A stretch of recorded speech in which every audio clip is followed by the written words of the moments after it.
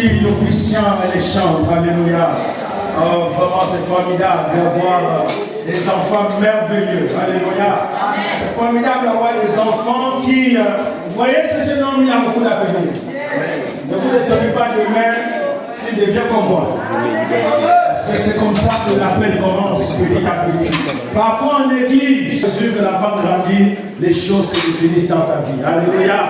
C'est formidable de voir pour ta fidélité. Nous te bénissons pour cette journée nationale de l'école. Merci pour ta grâce. Merci pour ton amour renouvelé sans cesse dans nos vies ce matin. Nous partageons cette journée avec nos enfants. C'est à toi que nous rendons le culte ce matin, Yahvé. C'est à toi que nous célébrons. C'est toi que nous honorons ce matin au travers de nos louanges.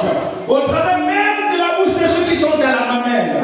Te glorifie, te célèbre. Béni sois-tu ce matin. Merci pour ta parole. Parle à nos cœurs. Parle au cœur des parents. Parce que ce matin, tu t'adresses aux parents. Parle à nos cœurs, nos parents. Que ton nom soit béni et glorifié. Au nom de Jésus, est-ce qu'on peut l'acclamer très fort?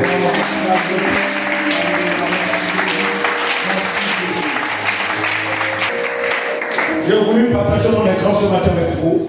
Vous pouvez suivre mon écran ce matin avec vous. Nous parlons ce matin de l'éducation des enfants. 2 points. Un rôle que Dieu a confié à chaque parent. L'éducation des enfants. 2 points.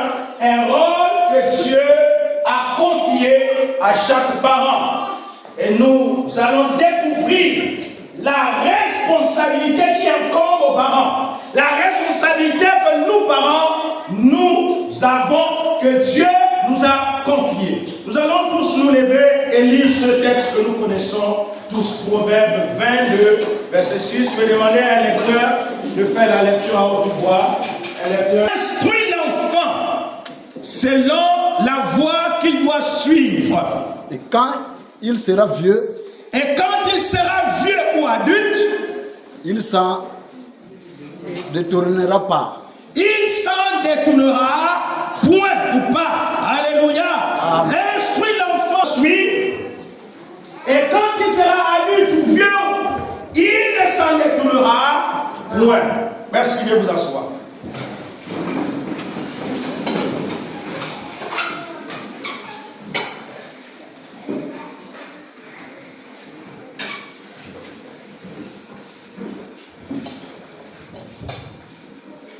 Être parent, c'est un rôle excellent. Être parent est un rôle excellent. C'est le meilleur boulot que l'on puisse avoir. Ah oui, c'est le meilleur boulot que l'on puisse avoir. En dépit de ce que nous faisons chaque jour, mais être parent est un travail excellent. Pas un travail mauvais, mais un travail excellent. C'est le meilleur travail que l'on puisse avoir. Nous allons découvrir ces choses au fur et à mesure. C'est mieux que sa profession. C'est mieux que sa profession. C'est un bon diplôme. Et c'est mieux que tous les accomplissements que l'on a réalisés jusqu'à présent. Alléluia. Et c'est mieux que tous les accomplissements que l'on a réalisés jusqu'à présent. Quand un parent ne remplit pas justement ce rôle, la famille s'en trouve très mal. La famille s'en trouve très mal. Ce matin, nous allons voir 4 rôles majeurs que le parent doit jouer dans la vie de son enfant. 4 rôles majeurs qu'un parent doit jouer dans la vie de son enfant.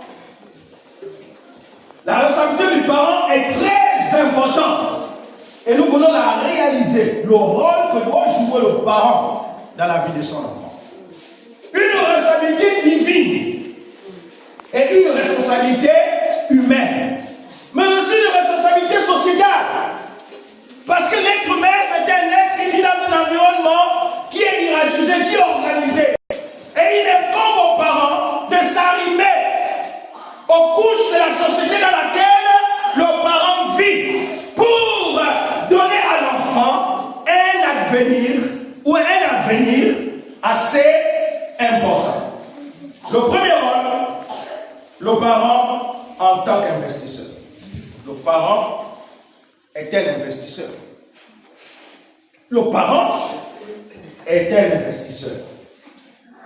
Juge 13, le verset 3 à 5 nous dit ceci. Un ange de l'Éternel apparut à la femme et lui dit, voici tu es stérile et tu n'as point d'enfant. Tu deviendras enceinte et tu enfanteras un fils. Maintenant prends bien garde, ne bois ni vin ni liqueur forte et ne mange rien d'impur, car tu vas devenir enceinte et tu enfanteras un fils.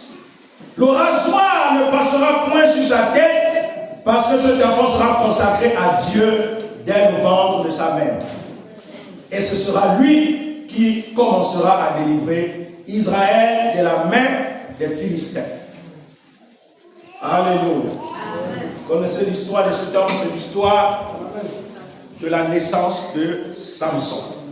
Ce grand guerrier qui a eu une naissance particulière. L'ange annonce la naissance de Samson. Et les parents vont être donc témoins de sa naissance.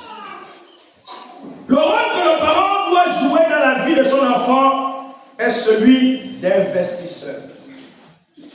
Mettre au monde un enfant est facile. Aller provoquer la naissance d'un enfant est facile. Il suffit que les deux parents soient dans des dispositions favorables et c'est fini, un enfant de roi. Donc nous comprenons ici que mettre un enfant au monde, c'est très facile. C'est très facile. Mais élever l'enfant demande une école. Demande quoi? Un investissement. Quand on parle d'un investissement, nous comprenons ce que ça veut dire. On investit dans la vie de l'enfant. Investir, c'est quoi? C'est de prendre ses moyens. Tous les moyens qu'on a, financiers, moraux, éducationnels. On prend tous ces moyens et on investit dans la vie de notre enfant pour que notre enfant devienne un adulte demain. Pour que notre enfant puisse grandir dans des conditions favorables, dans de bonnes conditions. Donc nous comprenons que mettre au monde un enfant ne suffit pas. Parce que nous, aujourd'hui, les parents, certains parents, sinon une bonne partie des parents dans la société aujourd'hui, n'assument plus ce rôle. Parce que beaucoup des enfants se sentent abandonnés. À quoi nous sert de mettre un enfant au monde et qu'on n'investit pas dans sa vie? À quoi nous sert? À quoi nous sert de permettre qu'un enfant vive au monde et on laisse cet enfant grandir de façon misérable? Est-ce qu'on sait que l'investissement égale à l'avenir? Est-ce qu'on sait que l'investissement est un honneur? L'investissement est un gage volontaire. L'investissement des parents, il fait quoi? Ils engagent leur responsabilité humaine. C'est pourquoi on ne s'amuse pas avec la vie d'un enfant. La mère de Samson a su les projets de Dieu pour son enfant. Bien qu'avant qu'il ne vienne au monde, Dieu avait déjà dit à la mère de Samson cet enfant. Mais qu'est-ce que cet enfant devait faire? Qui devait être quoi? Un libérateur d'Israël. Que cet enfant devait délivrer Israël de la main des Philistins. Les parents de Samson savaient l'avenir de leurs enfants. C'est pourquoi il est important en nous, les parents, de prier pour nos enfants, pour que Dieu nous révèle l'avenir des enfants. C'est très important d'avoir une pensée de l'avenir des enfants. C'est très important d'avoir un clé spirituel, un clé prophétique, un aperçu prophétique de l'avenir de ces enfants. Si on n'a pas un aperçu prophétique de l'avenir des enfants, on ne pourra pas investir dans la vie des enfants. On pensera que les enfants deviendront sans de même femme. La preuve, c'est que beaucoup de parents, les enfants pour les femmes. Mais l'avenir on veut pour nos enfants, si on ne peut pas investir. Quel genre d'avenir on veut? Beaucoup de parents veulent que les enfants développent, qu'on soit au même niveau. Il y y a des parents, mais les parents disent, mais moi je n'ai pas fait l'école. Pourquoi toi tu dois faire l'école? Oui, il y a des parents comme ça. Les parents disent, mais moi, je n'ai même pas eu la grâce de partir à l'école. Je suis né dans une époque où même l'école c'était difficile. Alors donc moi, si je ne vais pas aller à l'école, ça ne me regarde que toi. C'est un parent qui a des problèmes. Au lycée, on avait souvent la phrase de dire honte à celui qui ne fait pas mieux que ses parents. Et c'est la question qu'un enfant ne va pas au-delà des limites de ses parents. Nous comprenons qu'un enfant était un champ qu'il faut investir. Un enfant était une entreprise qu'il faut investir. Un enfant était un projet qu'il faut investir. Et quand on veut que son projet puisse être fait, on met tous les moyens possibles. Alléluia. En mettant les moyens, investissons pour voir l'avenir de nos enfants sur le plan scolaire. Elle reçut des indications claires quant à son rôle et son apport pour l'accomplissement du projet de Dieu dans son enfant. La mère a dû opérer les changements et les sacrifices dans son hygiène de vie et dans son alimentation. Ne boit ni vin ni liqueur et ne mange rien d'impur pour permettre au plan de Dieu. Ça, c'est les instructions que l'ange avait données. Et dont les parents devaient faire quoi? Appliquer. Il est important quand on a la révélation de ses enfants, on les éduque selon l'on a reçu de Dieu. L'instruction que l'on a reçue de Dieu. Parce que tu sais que cet enfant deviendra un grand, une grande âme. Donc par conséquent, tu ne peux pas l'éduquer, tu ne peux pas en fait prendre l'enfant comme si c'était un enfant qui n'était pas le tien. Tu sais, vous savez, la révélation est un indicateur important. Quand on a la révélation de la vie de quelqu'un, on les a mis dans cette place. Et les parents de Samson faisaient cette étude prophétique. Ils savaient que Samson devait être un fils. Combien les parents ont investi dans la vie de leurs enfants? C'est même triste. Allons-y voir comment les enfants sont. Allons-y voir avec les vies. Allons-y voir dans les maisons. Les enfants sont de poids corps. Les enfants ne mangent pas leur faim. À quoi nous sert de mettre les enfants mangent et les laisser mourir de faim? Si on n'a pas d'argent, dans ce cas, ne faisons pas les enfants. Parce que les enfants n'ont jamais demandé de venir au monde. C'est toi, parent, qui allais les provoquer. Tu allais chercher. Et quand on cherche, il faut assumer. Il n'y a pas de question de dire je n'ai pas les moyens. Si tu n'as pas les moyens, donc abstiens-toi d'avant.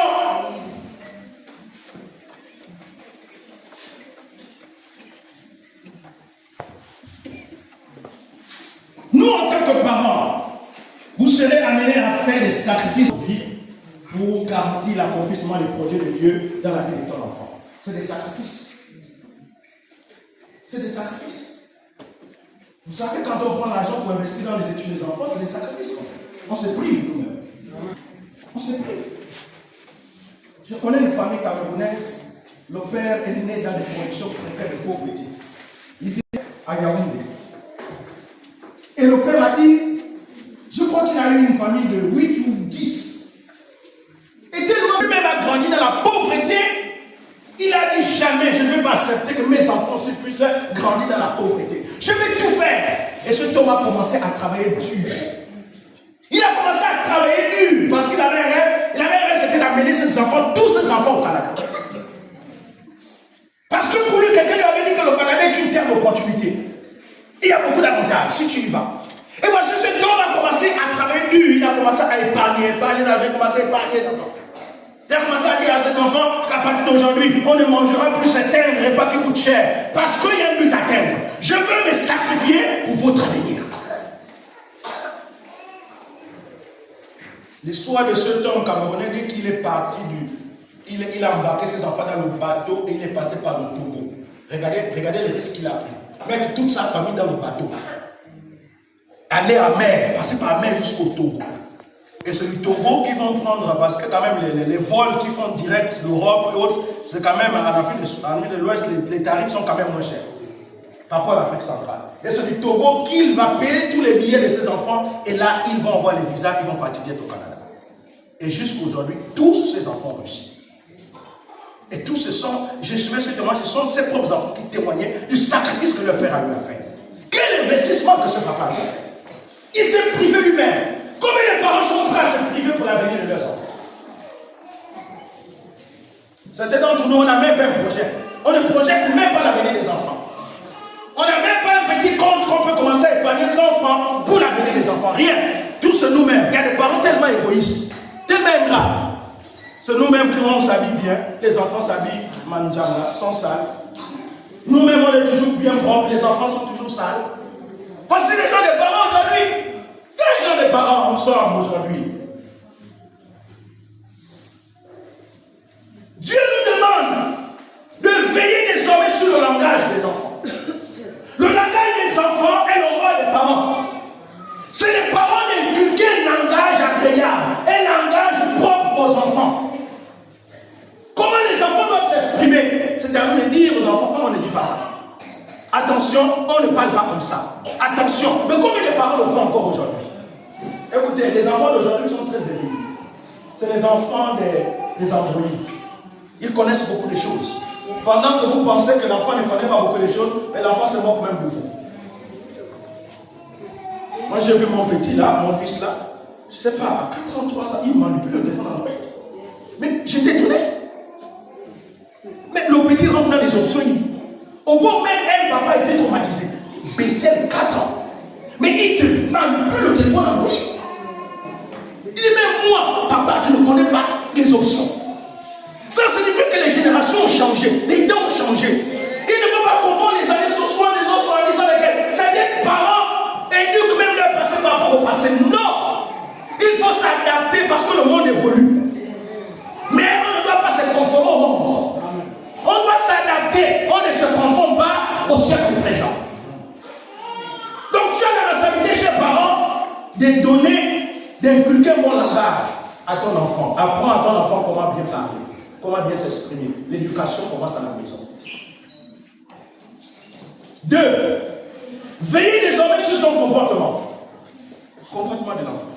C'est le parent qui doit veiller. On ne se comporte pas comme ça. On ne parle pas chez les gens. Mais par exemple. On ne demande pas des gens de l'argent.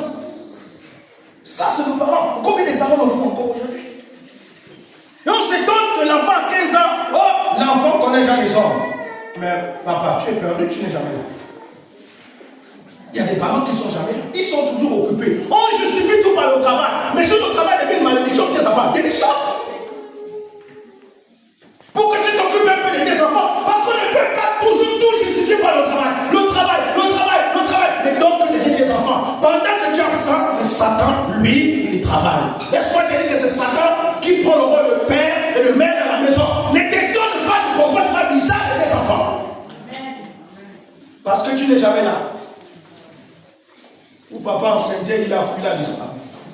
Il revient après 15 ans, 20 ans, il vient réclamer que je suis le père. Je pense qu'on devait construire des prisons pour les gens de faire comme ça. On l'a fait pendant 3 ans avec travaux forcés. Travaux forcés, avec une amende même de 15 millions. Pour responsabiliser, pour qu'ils deviennent responsables. Parce que je vous dis aujourd'hui, beaucoup de papas sont devenus des destructeurs de famille. Le comportement de l'enfant dépend des parents. Et même si les parents ont eux-mêmes de mauvaises éducations, quelle éducation même éduquer à leurs enfants? Maman ne sait pas bien parler à son père. Papa est toujours en train de taper sur maman. Quelle éducation, quel comportement l'enfant va avoir? En train de crier sur maman.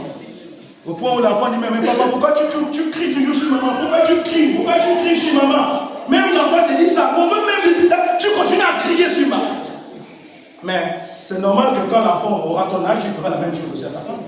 Parce qu'il a vu ça à l'école de son père. Son père était un commandeur de sa mère. Son père était un gifleur de sa mère. Son père a transformé sa mère en terrain de boxe. Et l'enfant aussi, quand il grandira, il fera la même chose à son épouse. Il va se boxer. On va lui dire, il a dit, j'étais à l'école de mon père de boxe. Parce que mon père avait un ring privé dans son salon. Sa femme était son terrain privé. Veillez désormais sur le style vestimentaire. C'est dès le bas âge qu'on éduque l'enfant comment bien s'habiller. Les enfants d'aujourd'hui deviennent trop pointus. Ils voient tout ce qui se passe à la télé. Ils veulent devenir des orphelins. Vous allez voir une petite fille de 15 ans. Nous étions samedi les bulletins des enfants. On a entendu les enseignants parler de ça. Un enseignant qui a parlé de cette affaire. Des petites filles qui au CM2, qui s'habillent de façon...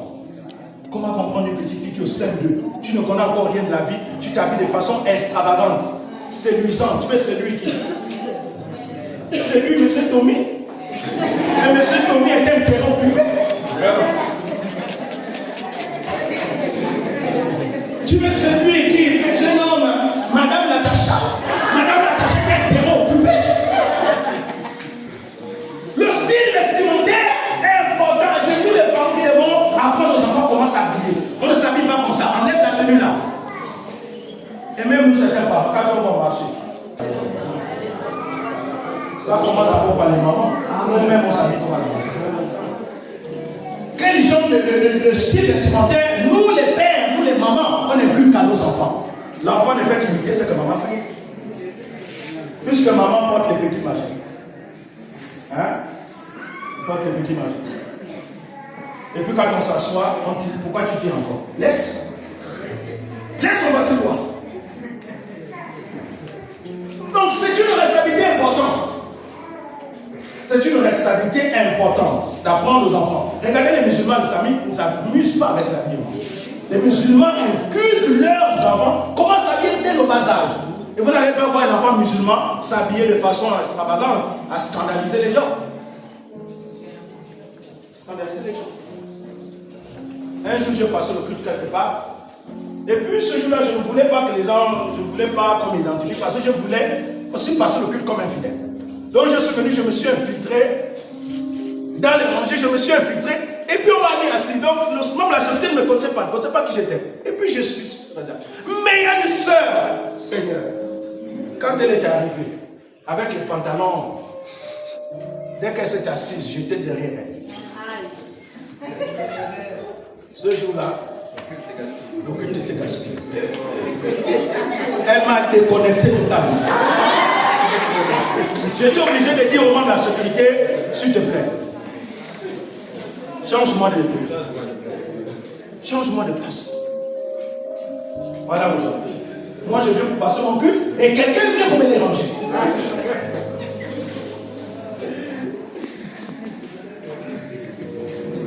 Veillez désormais sur les lieux que l'on fréquente, que les enfants fréquentent. Veillez sur les lieux que les enfants fréquentent. Ce n'est pas chez tout le monde que vos enfants doivent partir. Il y a des maisons où, là-bas, si l'enfant part, quand l'enfant va rentrer, l'enfant deviendra bizarre.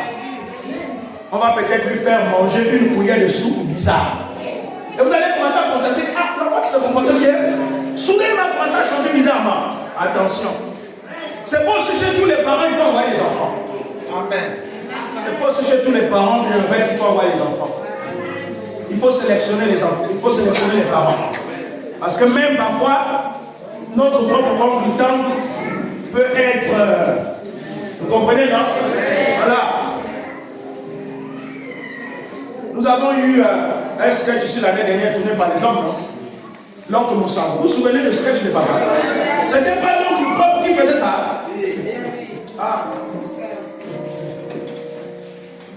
Car nous ne vivons plus pour nous-mêmes, mais pour les autres, afin de ne pas être une occasion de chute pour le faibles.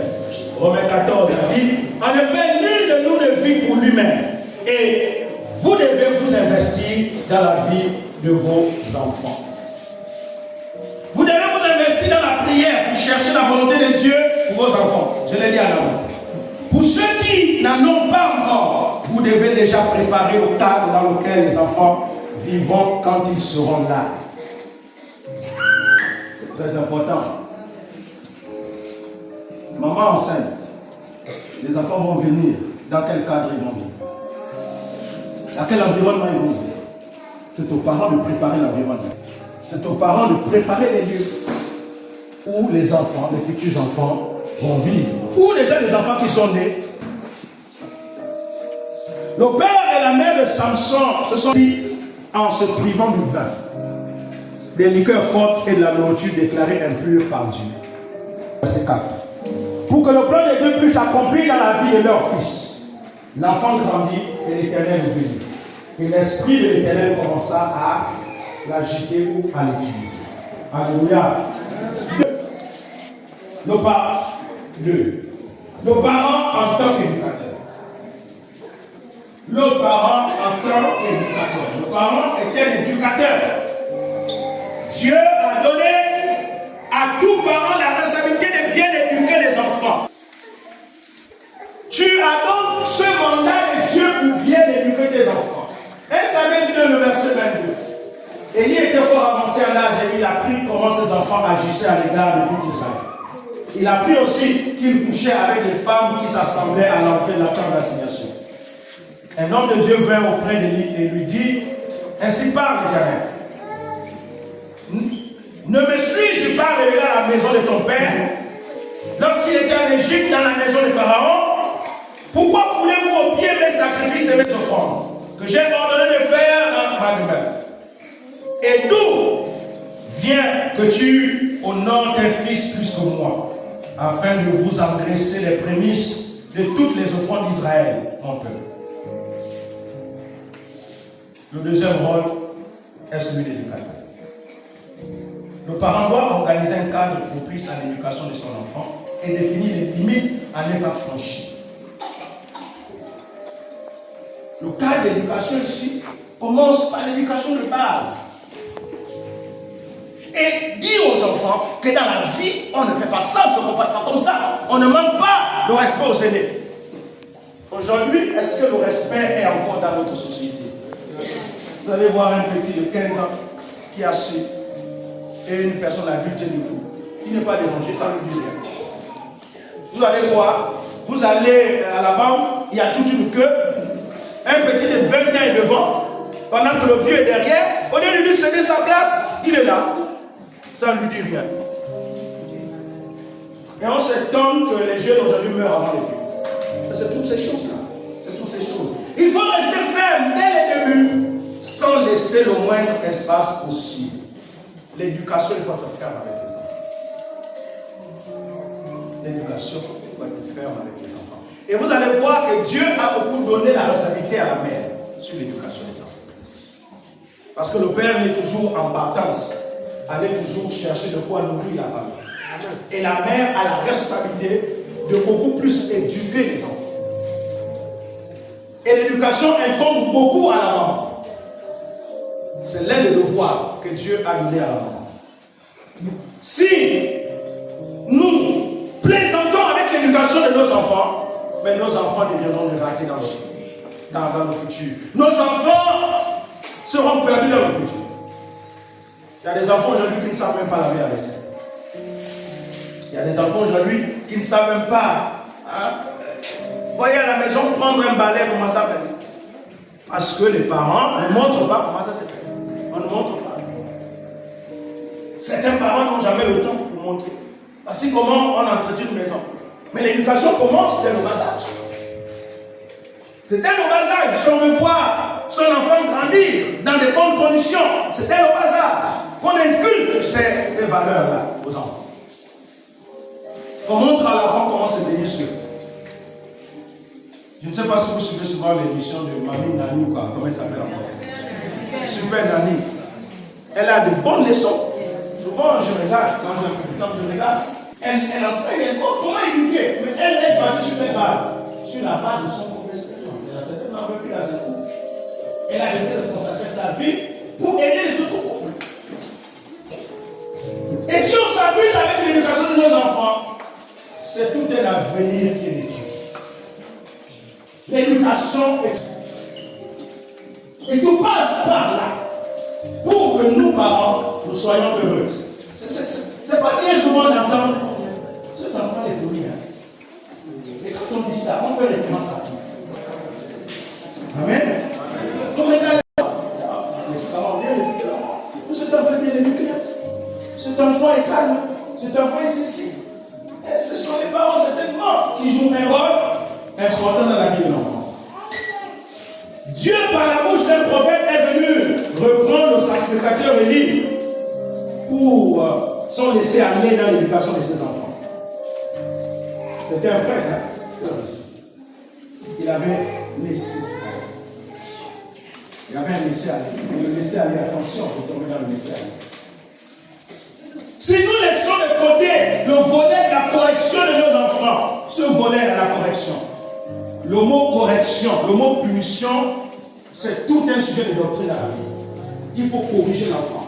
Mais aujourd'hui, l'éducation des Nations Unies, on dit on ne doit plus chicoter les enfants. On ne doit plus faire ceci. Chez les Blancs, quand tu tapes l'enfant peut même te porter plainte. Regardez ce qui se passe en Europe, comment les enfants se comportent face à leurs parents. Est-ce que c'est humain ça? Donc, tu as chicoté ton enfant. Au Canada, il y a un enfant qui allait porter plainte à ses parents. Parce que le père l'a chicoté pour son bien. Il allait porter plainte, on est venu arrêter le père. C'est ridicule, ça n'a pas de sens. Soit disant que c'est l'évolution. C'est l'évolution. Quelle évolution? Quelle évolution humaine? Quelle évolution? Coucher avec un homme, c'est l'évolution. Coucher avec femme se couche ensemble, c'est l'évolution ça. Un enfant manque de respect à ses parents, c'est l'évolution ça. La correction est importante. N'hésitons jamais de prendre la chicotte et de chicoter quand il faut. C'est important, l'enfant va le savoir. Si vous voyez ma fille, elle m'a montré le cicatrice. Parce que je l'ai chicoté. Je l'ai chicoté parce qu'elle s'est mal comportée. Je l'ai chicoté, maman, papa, tu m'as blessé. J'ai dit, mais tu sais pourquoi je t'ai blessé comme ça? C'est parce que tu t'es comporté comme ça. Parce que tu t'es mal comporté. Et elle n'allait même pas chanter aujourd'hui. Je lui ai dit, tu ne devais même pas chanter aujourd'hui. Demandez. Tu ne devais même pas chanter. Donc l'éducation est importante. Si on rate la correction, c'est fini. Le proverbe dit que la folie est attachée dans le cœur de l'enfant. Il faut un peu de chicotte pour détacher la folie qui est attachée dans le cœur de l'enfant. Il faut prendre la correction. Mais aujourd'hui, quand tu prends la chicotte, c'est un problème. C'est un problème. Les parents viennent t'insulter. Tu as osé. Pourquoi tu as fait ça? Moi, je suis pour qu'on ramène la chicotte au primaire. Je suis pour qu'on ramène la chicotte au lycée même. Et s'il faut aller voter, je veux voter pour ça. S'il faut voter pour tout le Gabon, je viens de mettre de vote. Parce qu'il faut la correction, c'est important. Ramenons la chicotte au primaire. Ramenons la chicotte au lycée.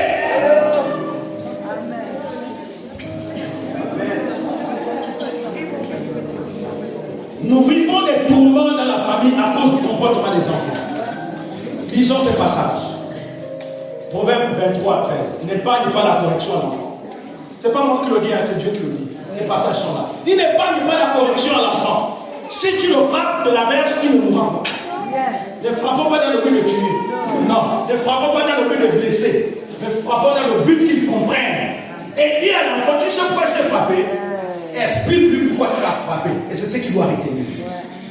Alléluia. Jean 5, verset 17. Heureux l'homme que Dieu châtie. Ne méprise pas la correction du Tout-Puissant. Le psaume 94, le vers 12. Heureux l'homme que tu châties, ô Éternel, et que tu instruis par ta. Proverbe 3, le verset 12. Car l'Éternel châtie celui qu'il aime, comme un père, l'enfant qui le chérit.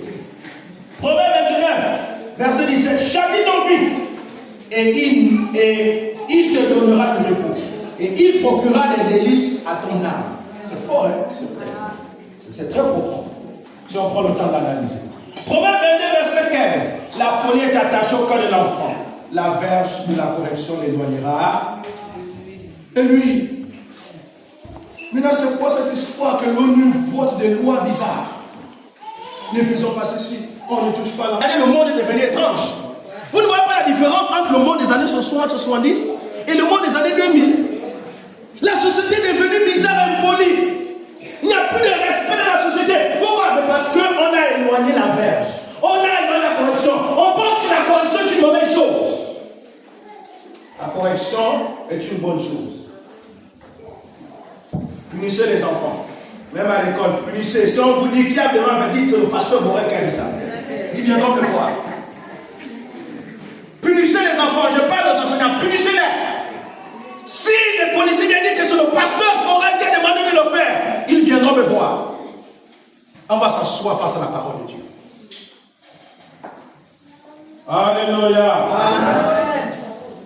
Si Dieu châtie celui qu'il aime, qui sommes-nous pour ne pas suivre son exemple en tant qu'éducateur? Prenons ce rôle très au sérieux en mettant les limites, les les orienter sur le droit chemin. Orientons nos enfants sur le droit chemin. Utilisons les moyens convenables, les moyens possibles pour leur éduquer pour leur propre avenir.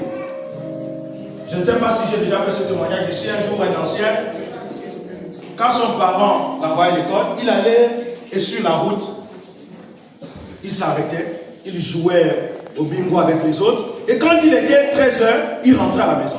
Oh papa, c'était bon à l'école aujourd'hui, oh papa. Et le père, mais comme le père aussi ne savait pas lire, le père se contentait seulement de ce que l'enfant disait. Et le père lui disait, mon fils, je n'ai pas fait l'école. Mais toi, tu dois faire mon honneur. Tu dois faire mon honneur. Et donc, quand il venait, il disait au papa, oh papa, c'était bon, j'ai vu à l'école. Le père disait, mais vous avez fait quoi? Il trompait, il disait, mais puisque le père ne savait pas lire. Il disait, papa, c'est là, c'est là. Et le père, il ne peut pas lire. Il a cru à l'enfant. Il a fait confiance à son enfant. Et un bon jour, le petit était tellement absent qu'on avait donné une convocation. Et là, il n'avait pas de choix que d'aller donner à son père. Il dit, demain, revois ton parent, soit ton père, soit ta mère. Mais comme la maman était déjà décédée, avec le père. Ah là, ce jour, il y a toujours un jour, hein. Il y a toujours un jour. Et là, il a mis la convocation. Il dit, papa, on veut te voir à l'école. On veut me voir à l'école? D'accord. Demain matin. Et là, ils vont partir. Ils vont partir.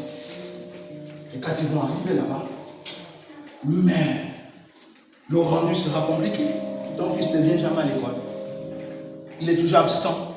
Il ne fait pas ses devoirs. Le père a dit, j'ai compris. Le papa est rentré.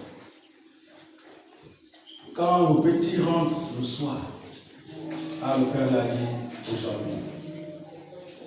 Le papa l'a tellement tapé pour dire ce que je fais là. Peut-être que demain je ne serai même plus en vie. Peut-être que demain je ne vais même pas manger un franc avant de toi. Ce que je fais là, c'est pour ton bien, c'est pour ton avenir. Je veux que tu puisses réussir dans ta vie. Et ce frère, c'est un ancien aujourd'hui. Il est ancien aujourd'hui. Il dit ce jour-là, le papa l'a tellement giflé qu'il n'a jamais oublié les chiffres. Il dit, on ne m'a jamais giflé comme ça. Et c'est à cause de ces chiffres-là que l'ancien est devenu ingénieur. Depuis ce jour qu'il avait reçu les chiffres, il a commencé à prendre l'école au sérieux. Aujourd'hui, il voyage à travers le monde entier. Il voyage à travers le monde entier. En ce moment, je vous parle, il est l'un des encadreurs à l'église du Ghana. Il travaille avec le pasteur Magaya, il encadre les jeunes au niveau de l'église là. Donc, il quitte le Gabon constamment, il va au Ghana pour encadrer autres. Il voyage à travers le monde, pas parce qu'il est ingénieur aujourd'hui. Il a fait ce témoignage un jour pendant qu'il prêchait, il disait, aujourd'hui mon père est mort, il n'a rien de difficile. Il dit, je pleure mon père. Parce que ce que je suis aujourd'hui, c'est grâce à mon père. S'il ne m'avait pas giflé ce jour, je ne serais pas ingénieur et respecté aujourd'hui. Donc la correction, elle est importante, chers parents. Il y a des parents, je sais qu'il y a des parents qui ont du mal à prendre la chicotte. Qui ont même du mal à prendre la chicotte, qui ont peur même de, si j'essaye là, j'essaye. 3. Le parent en tant que conciliateur.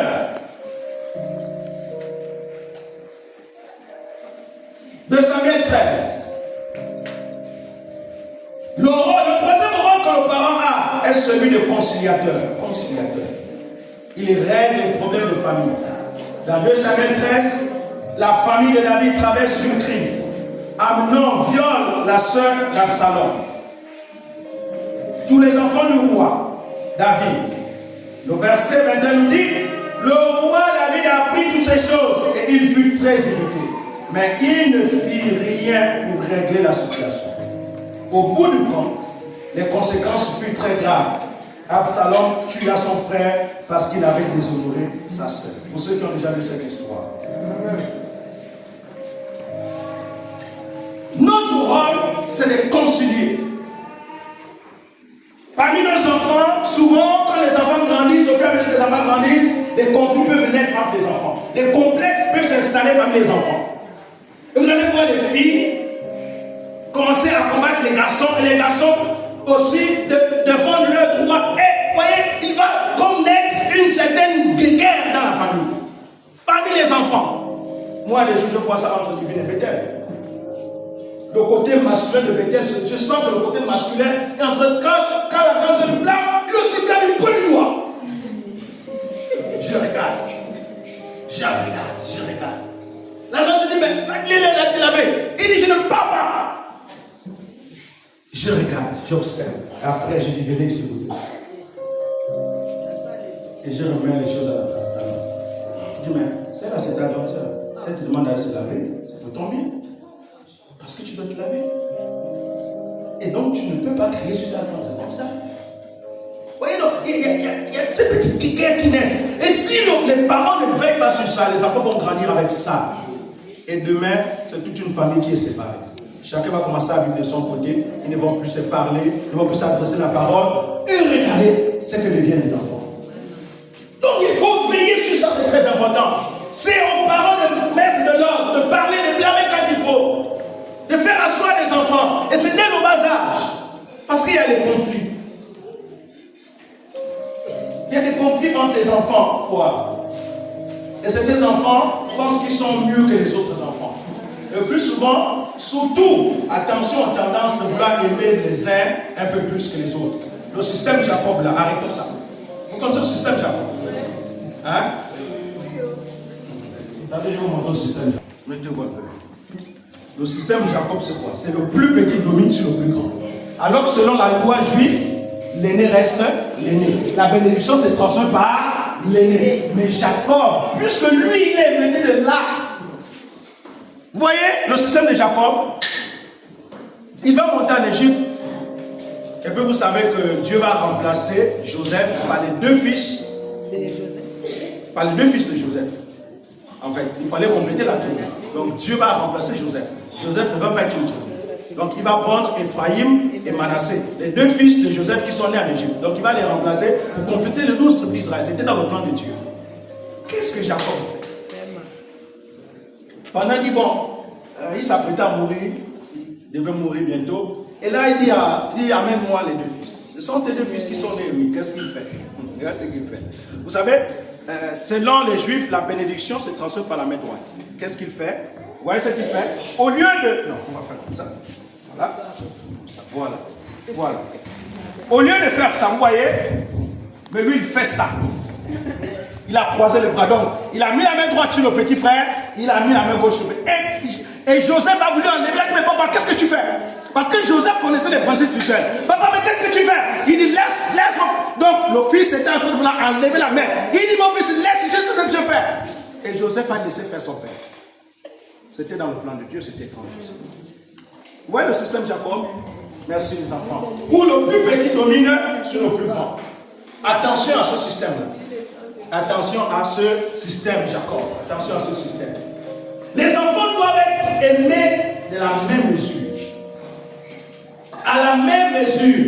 Il n'y a pas des enfants plus aimés, les autres moins aimés. Souvent, je sais que quand on a des enfants qui boudent un peu, hein, on essaye un peu de relâcher un peu l'amour. Quand on a des enfants qui commencent à couler avec les parents, non. Même si les enfants boudent, c'est à nous les parents de les ramener à nous. C'est à nous les parents de tout faire pour que l'enfant s'allie. Aimons les enfants de la même manière. Il n'y a pas des enfants plus aimés, les autres moins aimés. Ce système-là, s'ils grandissent avec ce système-là, ils vont devenir aigris. Et n'oubliez pas, demain, ils vont se venger sur les autres. Ils vont dire, mais toi tu étais l'enfant le plus chéri, non? Et là, peut-être les parents ne seront plus en vie. Ils vont dire, toi tu étais l'enfant le plus aimé, non? Et là, ce sera compliqué. Ainsi, les enfants qui sont nés du même père et de la même mère ne se parlent plus. Ils s'adressent plus les parents. Papa est mort, chacun prend sa route. C'est comme ça. Moi j'ai vu ça sur pasteur, c'est des choses qu'ils ont vu au quotidien. Papa et maman sont morts, donc désormais il n'y a plus de famille. Chacun prend sa route. J'attends si je meurs, ne viens pas. Mère qui parle comme ça. Mère qui parle comme ça. Si ceci m'arrive, ne viens pas. Je connais une famille qui allait se marier, un frère qui allait se marier, il n'a pas invité ses propres frères de sang. Il a pris des amis. Il a pris les amis comme témoins. Il a laissé ses propres frères de sang. Tout ça à cause de quoi? Des conflits internes. Faisons attention. Alléluia. Le dernier rôle, le parent en tant qu'intercesseur. le parent en tant qu'intercesseur. Lamentation 2, le verset 19 nous dit, lève-toi, pousse tes gémissements à l'entrée des veilles de la nuit. Repends ton cœur comme le loup, en présence du Seigneur. Lève tes mains vers lui pour la vie de tes enfants qui meurent de faim au coin de toutes les rues. De Timothée 1, verset 5. Gardant le souvenir de la foi sincère qui est en toi, qui habita d'abord dans ton aïeux, Louis, et dans ta mère, Eunice, et qui, j'en suis persuadé, habite aussi en toi.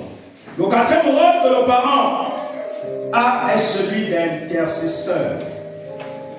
Paul dit de Timothée qu'il a hérité sa foi de père et de sa grand-mère Louise. La famille, c'est l'endroit par excellence pour intercéder pour les enfants. La prière.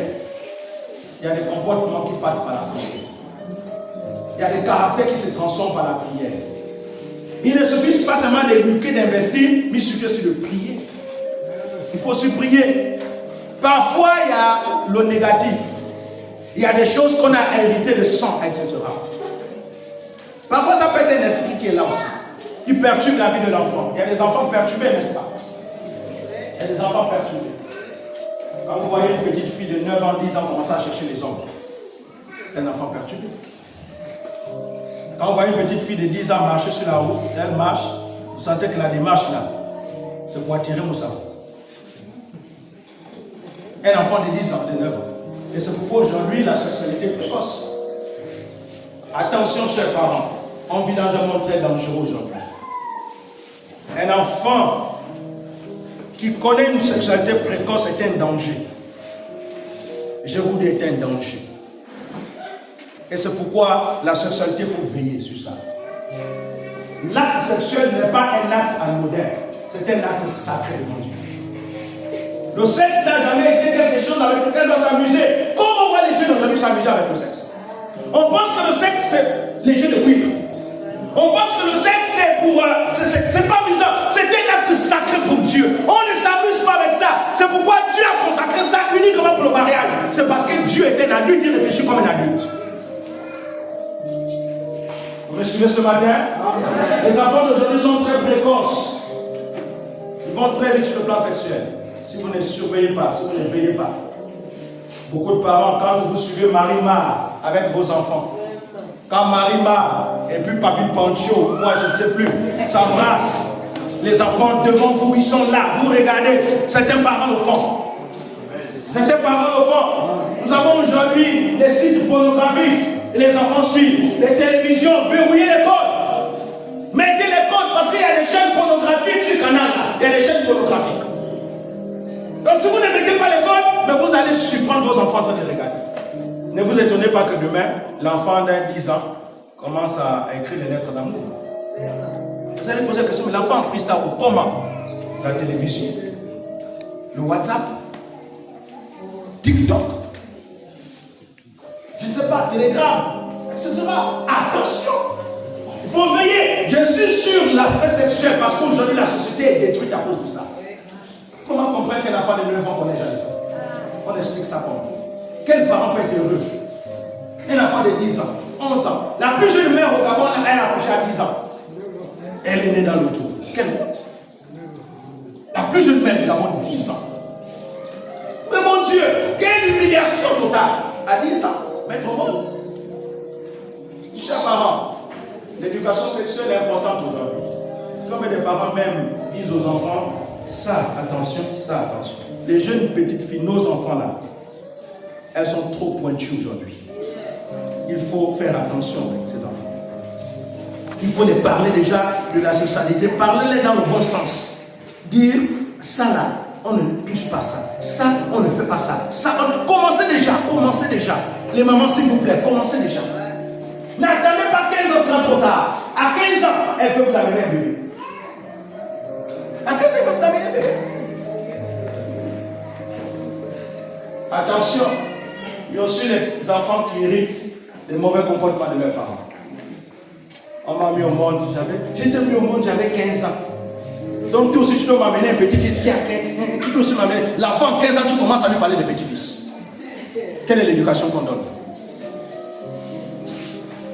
Les jeunes garçons aujourd'hui, les petites filles qui ont 12 ans, qui ont les formes, on commence à regarder. C'est pas sérieux. Tu mérites qu'on te chicote. Tu ne peux pas regarder une petite fille qui a 12 ans, qui a déjà des formes, tu la regardes comme si c'était une femme. Elle n'est pas une femme, elle est une fille. On ne regarde pas une fille. On regarde une femme, on ne regarde pas une fille. Mais comment comprendre qu'une petite fille de 10 ans qui a des formes, on commence déjà à... Comme les musulmans, des dangereux.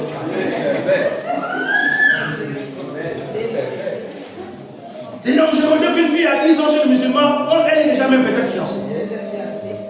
Est-ce que c'est normal ça?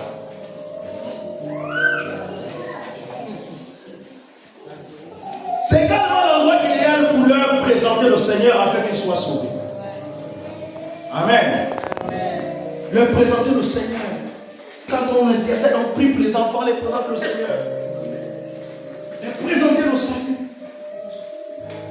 Parce que les enfants aussi, on doit les prêcher l'évangile. Hier, nous avons vu au district, on a prêché les évangiles aux enfants. Amen.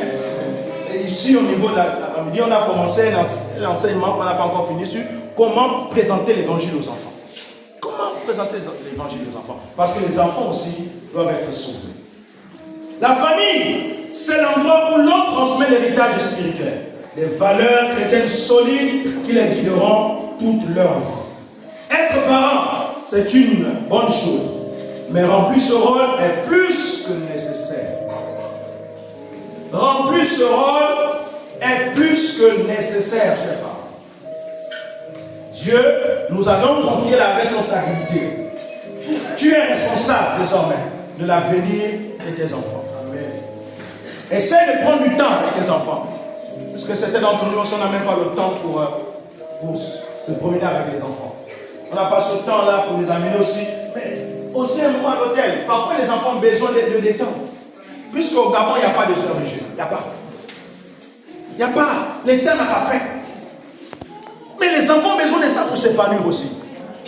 À un moment, les enfants font 9 mois dans un endroit. Quand c'est les vacances, changer les un peu d'endroit.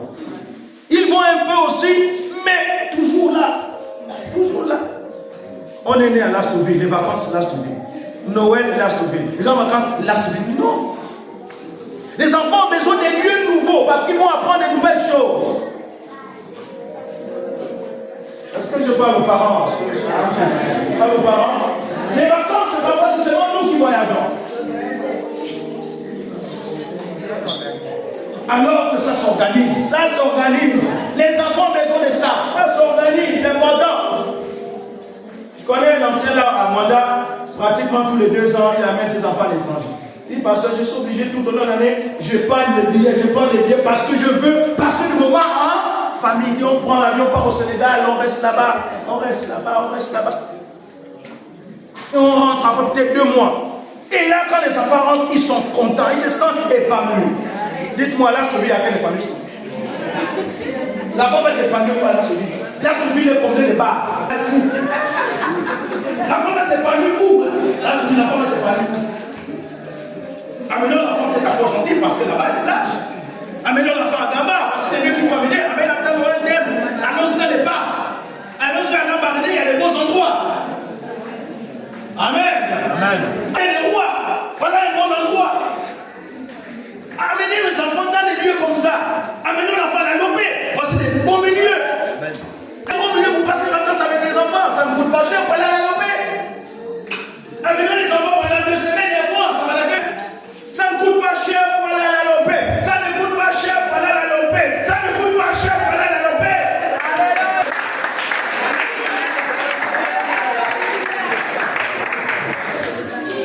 Est-ce que Dieu parle aux parents ce matin? Il faut que nos enfants s'épanouissent.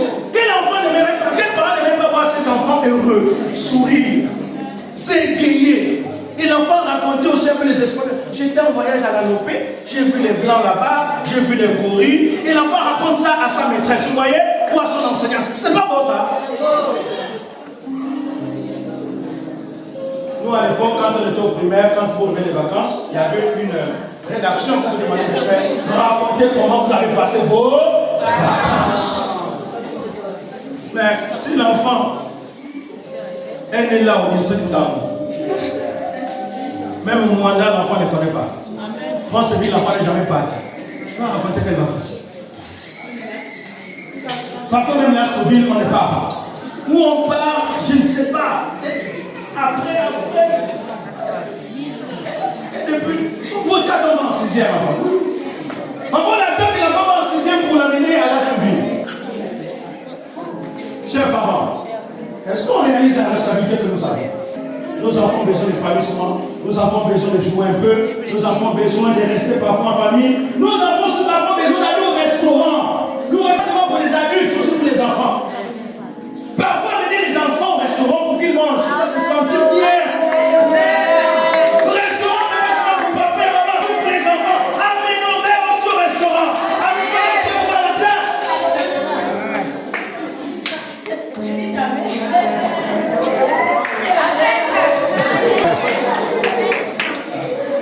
Est-ce que Dieu parle de ce matin? C'est très important, chers parents. C'est très important. Nous avons besoin de bien grandir. Moi aussi, nous avons un centre culturel ici à Bamako. Nous avons un week-end à amener au centre culturel pour leur montrer comment on démarre un ordinateur. Vous arrivez là-bas au centre culturel, on va vous recevoir. On va dire à l'enfant, c'est là qu'on allume l'ordinateur. Comme ça, les enfants vont commencer déjà à manier l'outil informatique. Parce que c'est une nécessité, l'outil informatique. Yes. Est-ce que Dieu parle de parents? Cette journée est une journée particulière. C'est à nous, les parents, de faire des efforts et changer l'attitude.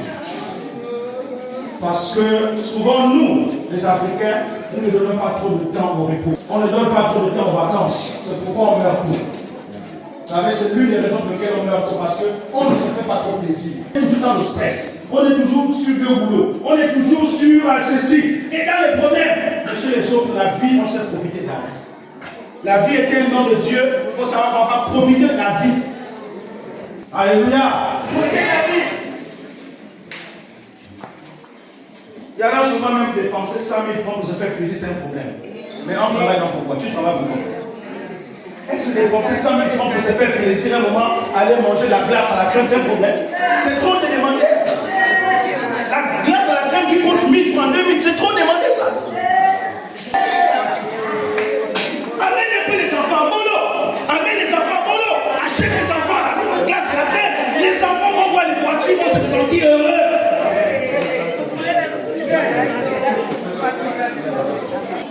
Est-ce que Dieu parle aux parents ce matin?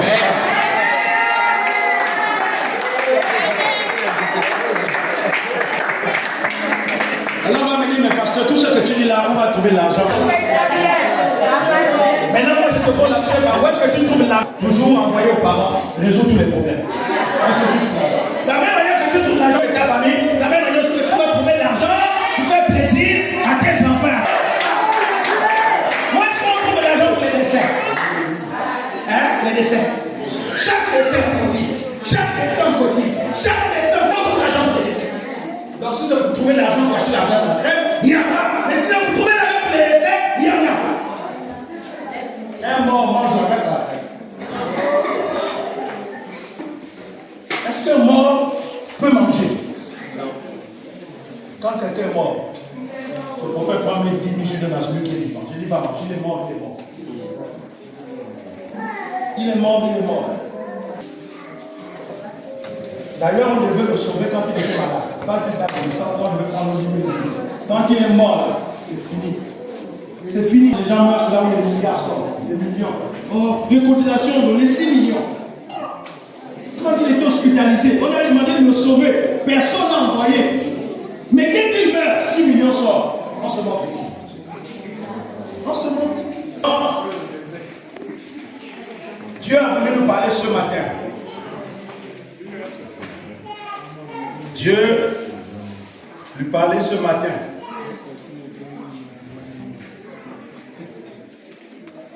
De 4 rôles importants. Le premier rôle, ce sont des investisseurs. Le deuxième rôle, que nous avons la responsabilité d'éduquer les enfants. Nos enfants. Le troisième rôle, c'est que nous sommes les conciliateurs. Et le quatrième rôle, c'est que nous sommes appelés à prier pour nos enfants. Alors, si nous agissons bien, nos enfants seront heureux et vont devenir de bons citoyens. Les enfants qui grandissent dans un milieu bien, c'est des enfants qui deviennent aussi de bons citoyens dans la société. Et des enfants qui grandissent mal deviennent des malfaiteurs dans la société.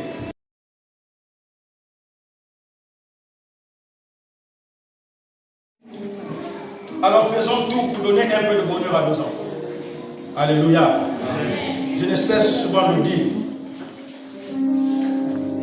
que battons-nous pour donner le meilleur à nos enfants. Battons-nous. Si ce que tu gagnes aujourd'hui ne te permet pas de nourrir bien tes enfants, cherche le meilleur ailleurs. Écoutez, quand on était seul, quel était le seul but pour nous de nous battre? Rien. Maintenant, aujourd'hui, le seul but pour nous battre, c'est quand on a une famille. Quand on a une famille, on devient plus que conscient. Et le sacrifice qu'un père de famille peut faire, c'est de donner le bien-être à sa femme et à ses enfants. Amen. Si on ne peut pas le faire, c'est qu'on n'est pas un bon père de famille. Amen. On est un mauvais papa. Pour les papas, les enfants sont en train de se laver au salon. Dès qu'ils entendent seulement les pas du père, sauf qu'il peut.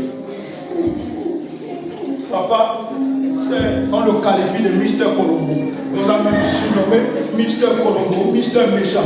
Parce que papa, quand il vient, il est en train de blâmer, il est en train de crier, jamais il est là, il prend, et puis il s'installe avec les enfants. Tu as trouvé les enfants dans un climat de joie, mais rentre dans un climat de joie, arrête d'être un père à ma joie. Tu arrives, les enfants sont en train de suivre.